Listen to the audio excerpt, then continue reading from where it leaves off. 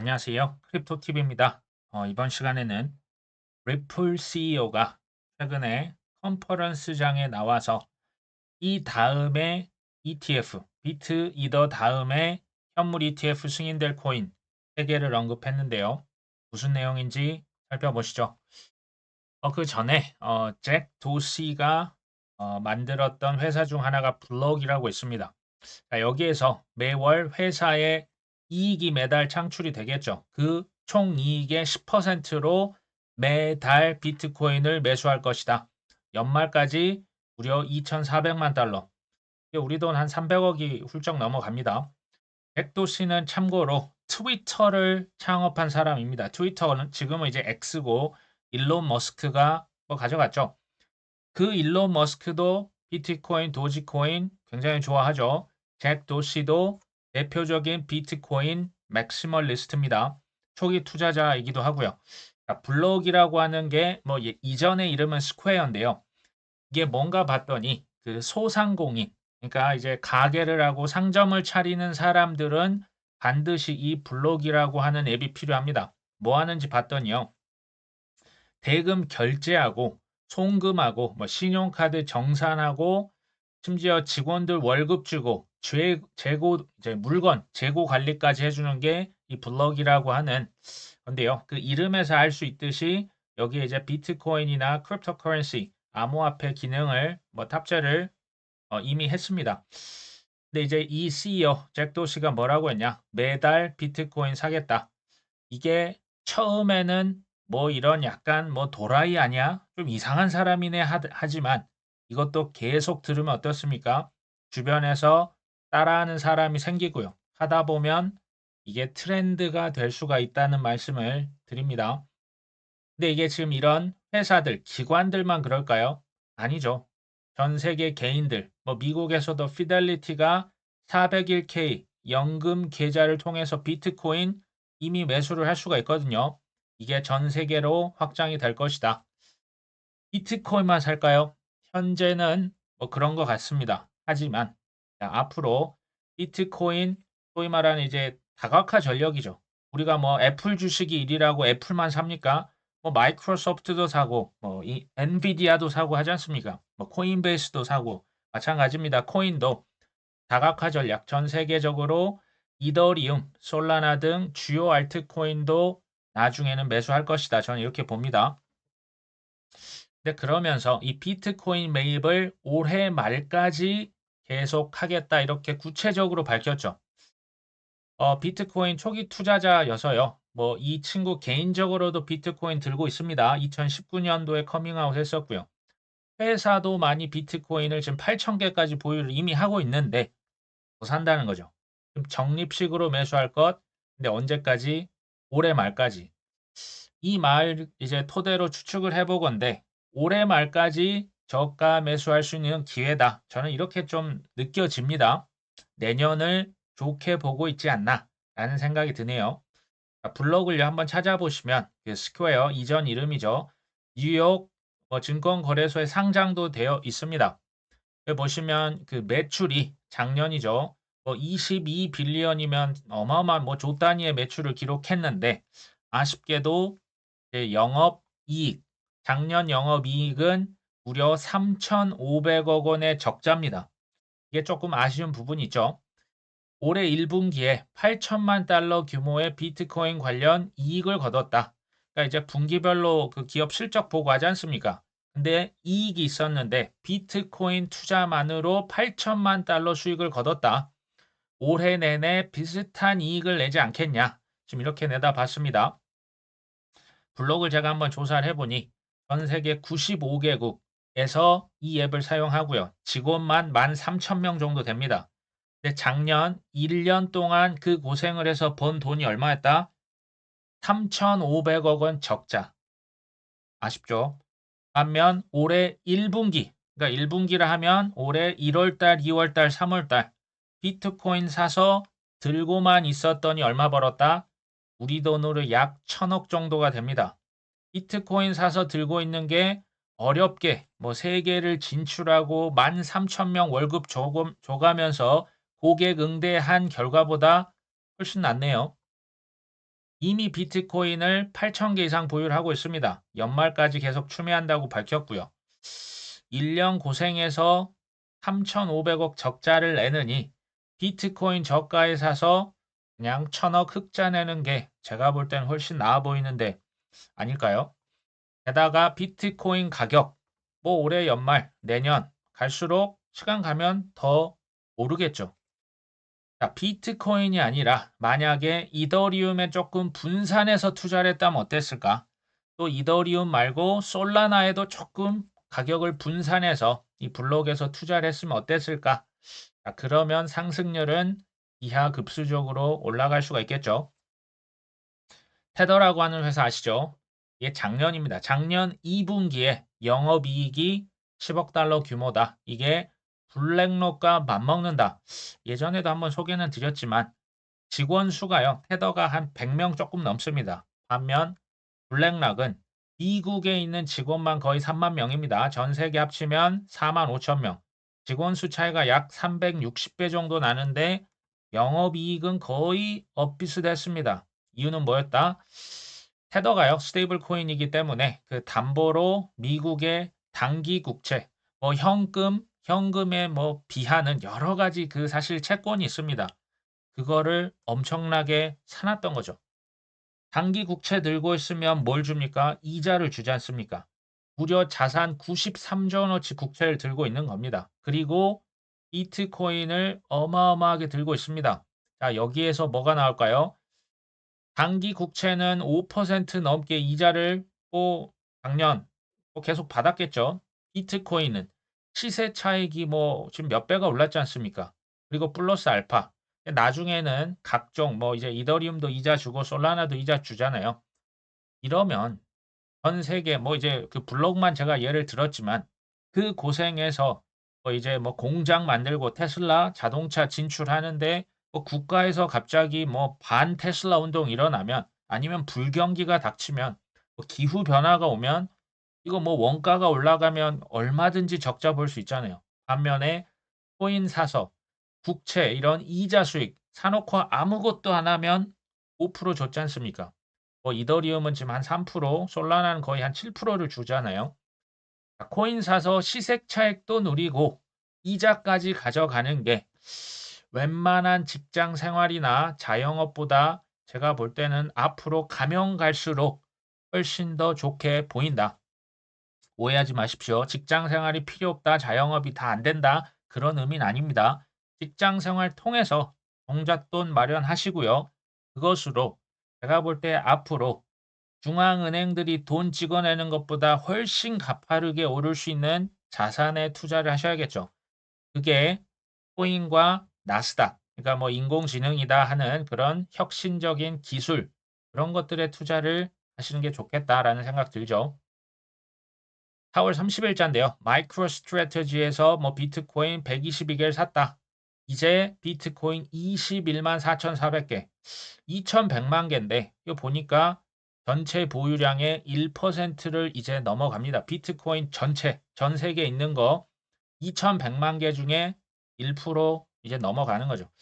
대중은요, 뭐 마이클 세일러를 이렇게 주목을 뭐 2020년부터 해왔지만 실제로는 이거 누가 샀다라고 생각하십니까? 마이크로 스트래테지에서는요. 본인 돈이 아니라 주식을 담보로 돈을 빌려서 비트코인 샀고요. 이제 주식이 담보가 끝나니까 채권을 발행해서 또 담보로 돈 빌려서 비트코인 샀습니다. 그 돈 누구한테 빌렸을까요? 블랙록, 피델리티, 뱅가드, 모건 스탠리, 제인 스트리트 이런 월 스트리트 이거 말고도 더 많습니다. 월가의 대주주로부터 승인받고 돈 빌려서 지금 뭐 했습니까? 비트코인 샀죠. 항상 그들은요. 얼굴 마담을 앞에 딱 세워 놓습니다. 모든 하이라이트는 그 친구한테 가하게 하지만 실제로 코인을 간접적으로 보유한 것과 오히려 어떤 면에서는 비트코인 수익률, 현물 비트코인보다 이 마이크로 스트래티지 들고 있었던 게 수익률이 사실 더 좋았거든요. 이득은 이득대로 다 보면서 비트코인 실제로 선물로 들고 있는 게 아니니까 언론에 눈치 안 봐도 되겠죠. 대중들 속이기 딱 아닙니까? 코인을 음지에서 양지로 올리기 전에 최대한 가격이 억눌러지겠죠. 코인 산 거 아니니까. 비트코인 채굴 기업 투자해놨고 코인베이스 거래소에 투자해놨고 마이크로 스트래티지 주식으로 사놨는데 이거 대중들이요. 제가 이제 좀 파헤치면 깊이 있게 파헤치면 다 나오는 거죠. 저는 근데 여기서 의혹을 제기해 봅니다. 올 하반기 그리고 내년에 걸쳐서 코인 가격 더 이상 억누르지 않을 겁니다. 어떤 호재 기사, 뭐 제가 볼 때 이미 나왔지만 앞으로 더 많이 나올 가능성 높습니다. 비트코인 전체의 1% 이상을 이제 보유하고 있고요. 금을 넘어설 것이다. 최고의 자산이다. 뭐 이런 얘기가 나오는데요. 사실 이 발언은 이 마이클 세일러 회장이 하는 게 아니라 누가 한다? 블랙락 레리 핑크가 하고요. 뱅가드가 샀고요. 피델리티가 간접 소유를 했다. 그래서 시세 차익은 차익대로 이제 뭐 그 코인 엄청나게 쟁여놓고 있는 거나 사실은 굉장히 편의성도 제공을 합니다. 이제 그냥 회사 주식만 샀으면 됐으니까요. 이런 것에 속지 않으셨으면 좋겠다. 5월 29일자인데요. 메타 플래닛 이거 이제 일본의 상장 기업입니다.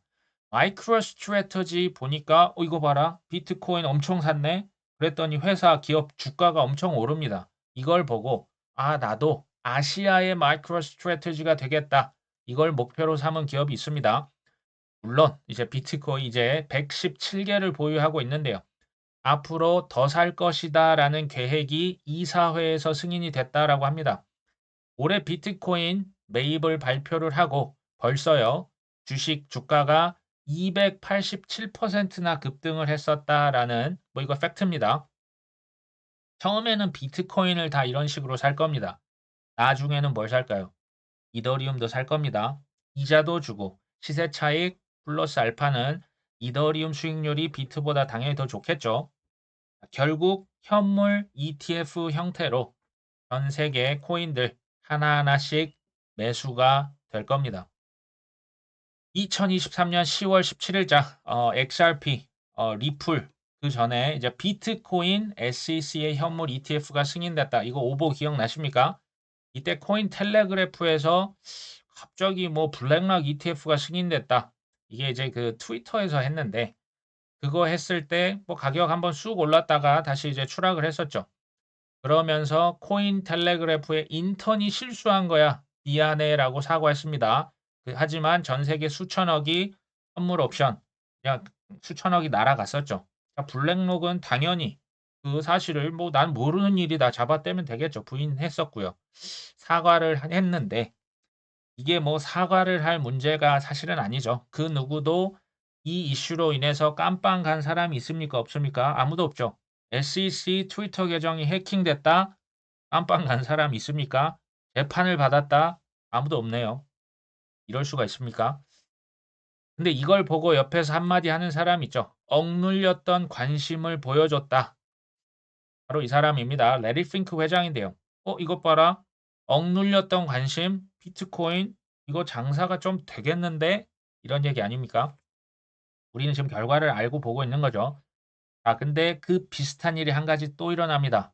블랙락이 리플, XRP 신탁을 신청했다더라라는 오보. 이거 작년 11월 14일자입니다. 혹시 기억나실까요? 그때도 리플 가격이 급등했다가 하락을 했습니다.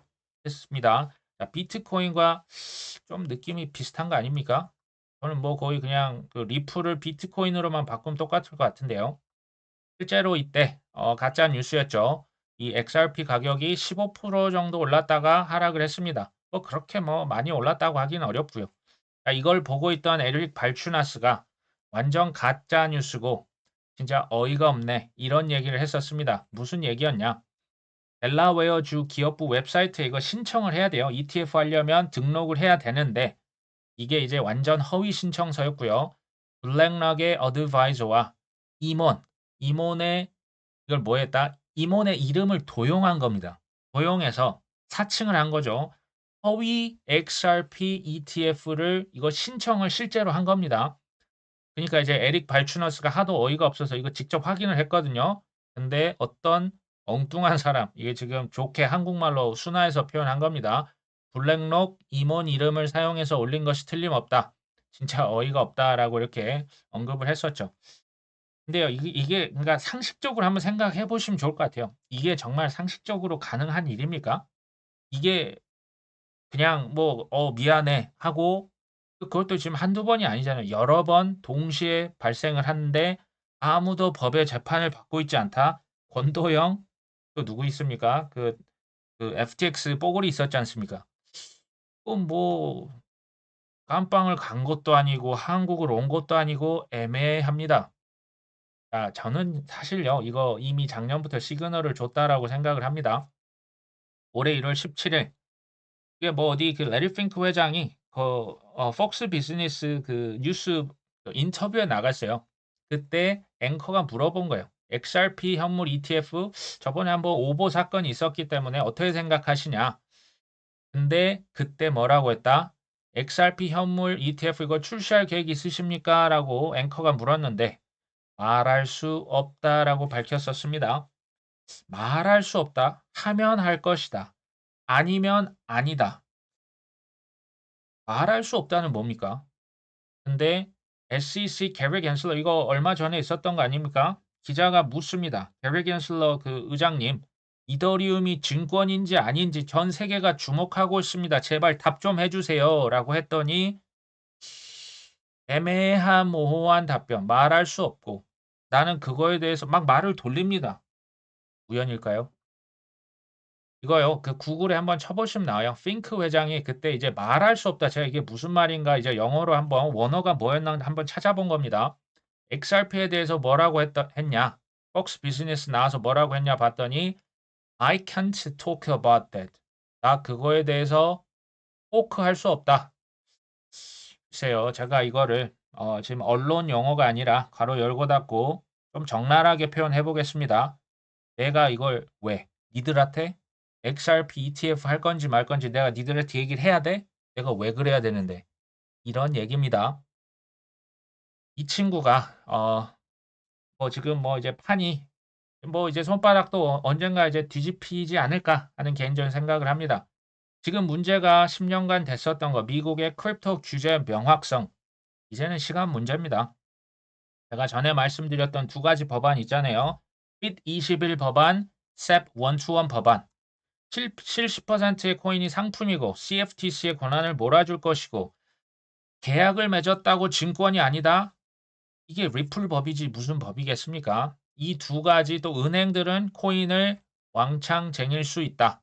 이 두 개 법안 하나는 상하원 다 통과했고 하나는 지금 하원만 통과했거든요.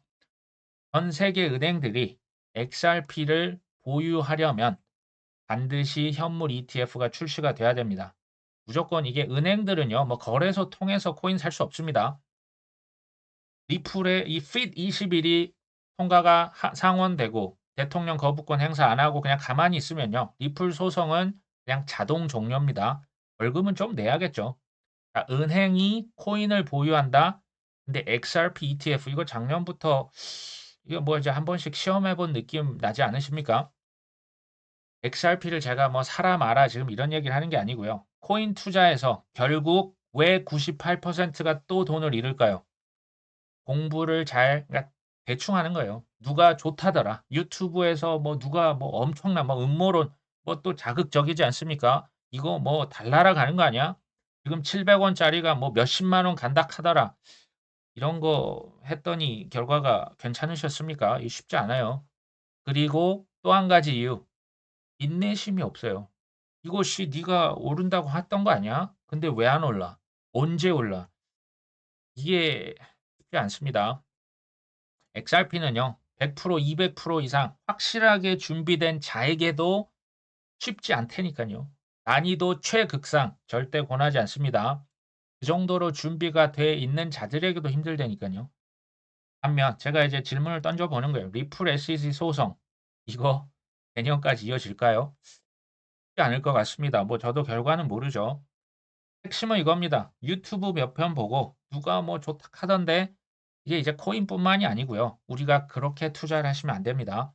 본인이요. 그러니까 도움은 받으실 수 있지만 본인이 더 파 보셔야죠. 이게 정말 어떤 음모론이 진짜 맞는지 근거가 뭔지 이 사람 얘기는 이런데 저 사람 얘기는 뭔지 끝까지 파헤쳐도 쉽지 않은 게 코인 투자입니다. 뭐 XRP만 그런 건 아니고요. 코인의 입문을 지금 다 하셨습니다. 하신 이상 우리 상대가 누구겠습니까? 업비트 창만 보면 쉬워 보이죠? 정말 쉬울까요? 우리의 상대가요. 블랙락이고 JP 모건이고 골드만삭스고 뱅크 오브 아메리카입니다. SEC입니다. 우리가 이게 어떻게 쉽습니까? 거의 사실상 불가능하죠. 우리의 전략은 이겁니다. 저들을 이겨버리겠다가 아니고요. 저들을 공부해서 저들의 파도를 우리는 그냥 같이 배를 타고 그걸 잘 활용할 뿐입니다. 블랙록을 우리가 어떻게 이기겠습니까? 저는 제가 아는 내용을 뭐 소개를 해 드릴 뿐이지 뭐를 사라, 뭐가 언제 파세요 그런 리딩방이 아닙니다. 교육방송이라는 걸 다시 한번 말씀을 드리고요. 누가 좋다고 해서 그냥 사면 결과가 좋지 않았죠.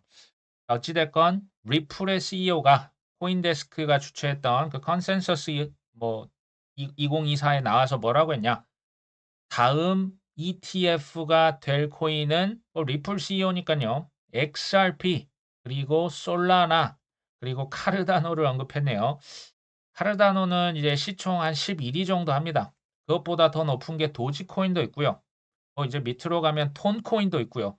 어쨌든 이런 코인들 ETF 승인은 시간 문제가 될 것이다. 이렇게 발언을 했는데요. 사실은 그 이제 개별 ETF요. 이게 우리 입장에서 생각하는 게 아니라 그 발행하는 기관들 입장, 판매 기관 입장에서 생각을 하면 비트코인 수요가 있죠. 그러면 현물 ETF 다 하겠죠. 이더리움도 수요가 있습니다. 그럼 할 겁니다. 근데 예를 든 겁니다. 카르다노를 했는데 뭐 도지코인 ETF 만들었는데 수요가 별로 없네. 그러면 이들은 개별 ETF보다는 그냥 한 10개 묶어서 소우량 코인 ETF로 만들어서 탑 10, 탑 20로 만들지 않을까요? 그런 식으로라도 해서 ETF 이거 다 판매할 겁니다. 규제 명확성 이거 이제 곧 드러날 거고요. 근데 이게 정말로 ETF 다 될까요? 정말로 코인 규제 명확성 올까요? 이걸요, 진짜로 믿으신다면 흔들리지 않는 편안함을 아마도 코인 투자하는데 주구장창 느끼실 거고요. 뭐 그럴 수도 있겠네. 근데 좀 더 지켜봐야 되는 거 아니야? 이런 분들이 만약 계시다면 좀 더 공부를 하고 투양을 하실 필요가 있겠다라는 생각이 듭니다. 저와 우리 동생이 하고 있는 이 크립토 TV는요. 그 부족한 2%의 지식, 뭐 저희가 경험한 것들 위주로 최대한 채워드리는 교육 방송임을 다시 한번 말씀을 드리면서 자, 오늘 방송 여기까지 합니다. 끝까지 시청해 주셔서 감사합니다.